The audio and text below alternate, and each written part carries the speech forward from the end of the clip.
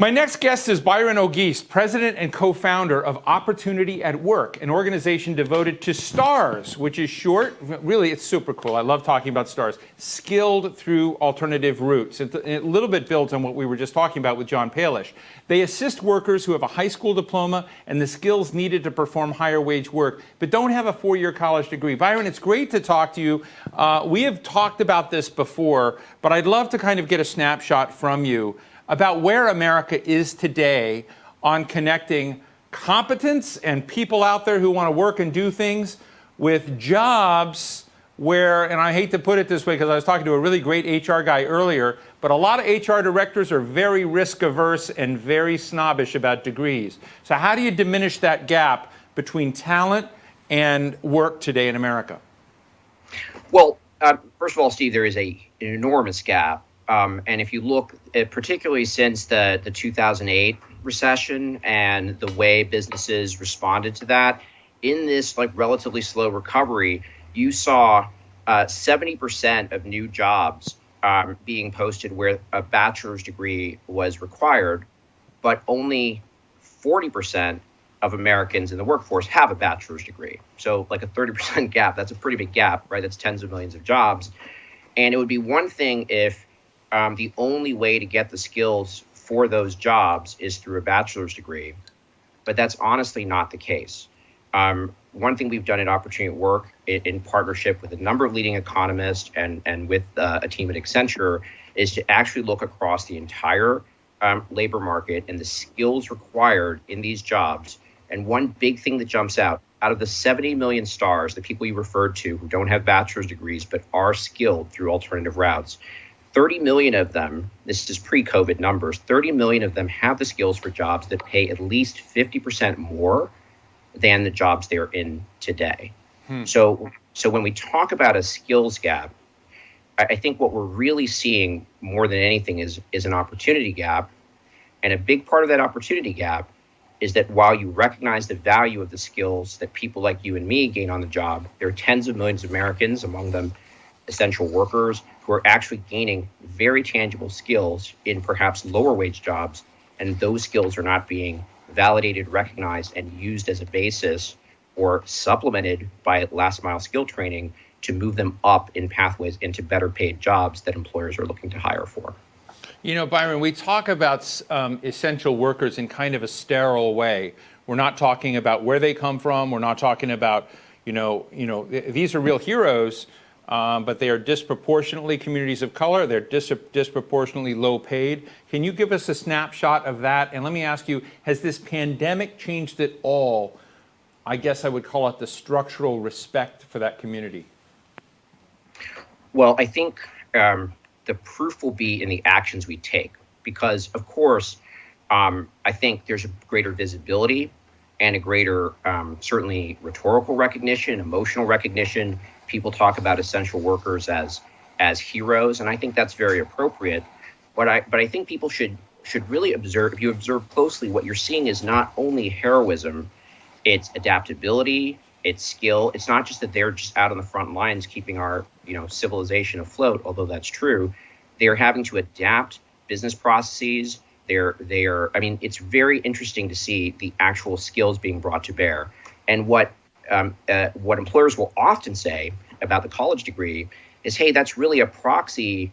It's not so much that I think that no one without a bachelor's degree could have these skills, but that bachelor's degree is a proxy for, ability to learn new things like motivation, willingness. And if you actually look at the ways frontline workers, essential workers learn, adapt, and not just for their job, but actually to manage their lives and multiple schedules and so forth, you'll find that the skill sets, the resilience, the resourcefulness, the adaptability that employers say they want, they absolutely can get them there. And there's, just as they do campus recruiting and they have a whole infrastructure to recruit people out of college, you need to have an alternative routes recruiting and actually getting at that 70 million person talent pool in a systematic way for your company.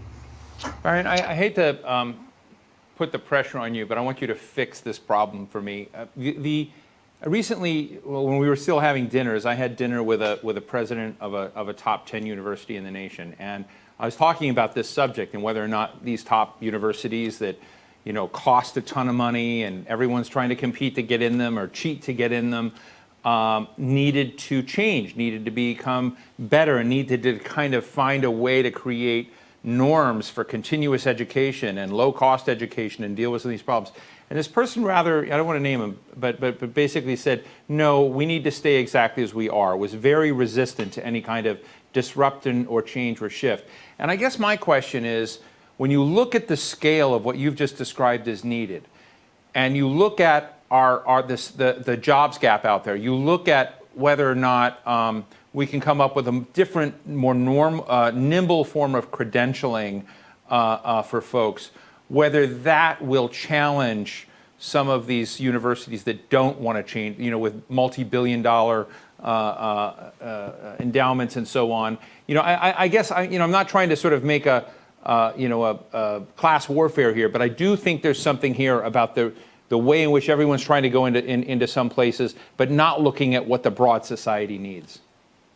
Yeah, well, it's a great question, Steve. And look, the practical reality is for, let's say, the top 10 universities, just like for the top 10 companies, they don't actually have to change, right? I mean, I'm sure that person could maintain their business model.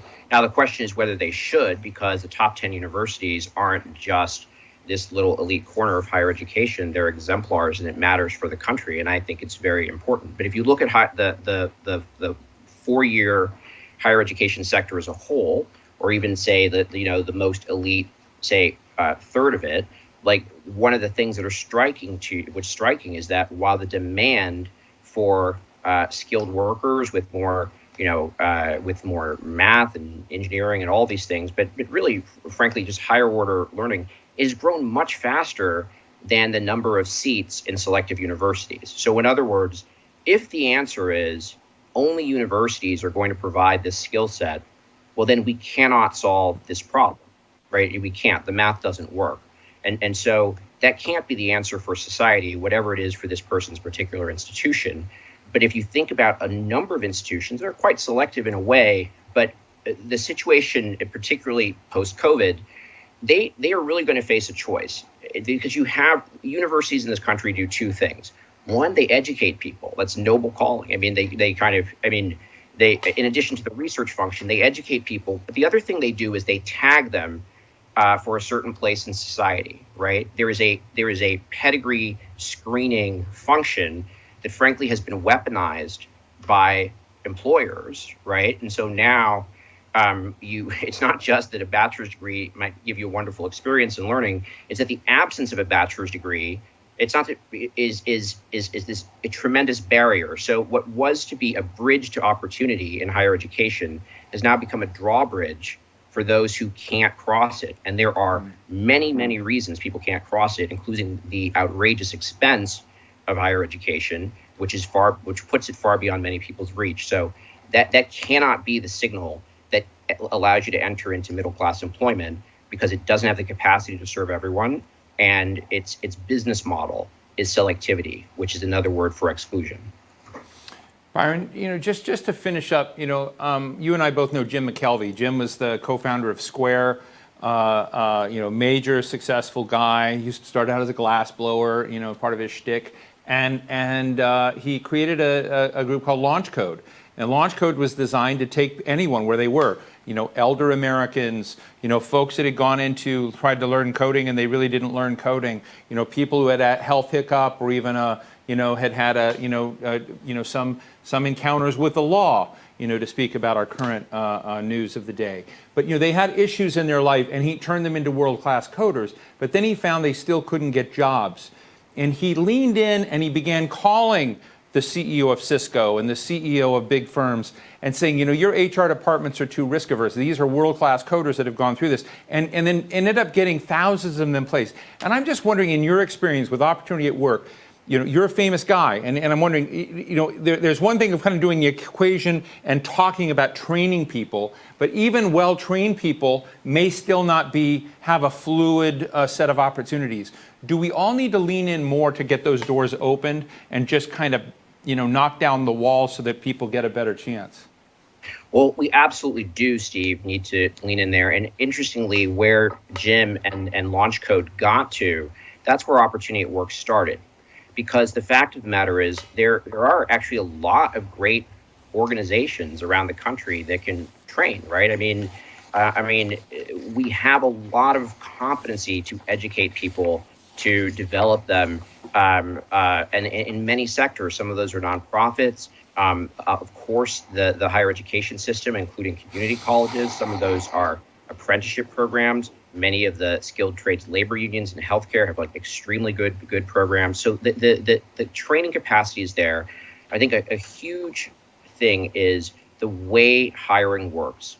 When companies talk about a skills gap, you have to remember that there's tens of millions of people who they pay tens of millions of dollars to screen out and to not see what skills they have prior to the point. So that's the thing. Pedigree bias is hardwired in applicant tracking systems. So in other words, if you don't have a bachelor's degree, you're screened out before your skills are assessed, not after. And therefore, this talent is being overlooked. And there was actually a particular person at LaunchCode who was a LaunchCode graduate, a big success story. Her name was Lashana Lewis. She's from East St. Louis. Tremendous person who I've gotten to know over the last 5 years. And the thing about LaunchCode there is she was one that LaunchCode didn't train. What they did was they talent scouted her and they vouched for her to the business community in St. Louis. She was hired by MasterCard. She went on to do great things. And my last event before lockdown had Lashana as our guest in a panel discussion. And she said something that I will never forget. Because she tried 10 years to get a job in tech and she had those skills, but she was shut out time after time. And she said, now that I've been successful in the tech industry, everybody wants to tell me that I'm one in a million. And she said, but I know I'm one of millions. And that's true. There are millions of people in this country with tremendous talent, with tremendous skill, with the potential to learn and adapt. And in shutting the door on them, we are not just harming, it's disastrous for equity, obviously, and for opportunity, and it's a very un-American thing. Right. But it's also very bad for innovation, for productivity, and for the actual work we need to do. Because at the end of the day, it's not a favor to do something to someone, you get to give someone a job who has the skills. Work is solving problems. We have a ton of problems to solve. There's a ton of work to do, and we need a system that's better at converting people's energy and talent and passion into doing that vital work that we need for economy and society. Well, Byron Auguste, I'm so grateful for the work you do. It's been an honor to have talked with you many times about this, but thank you for sharing this and for all the work you're doing with STARS. We should all, take a look at the STARS you're working with. Byron Auguste, President and co-founder of Opportunity at Work, thank you. Thank you, Steve.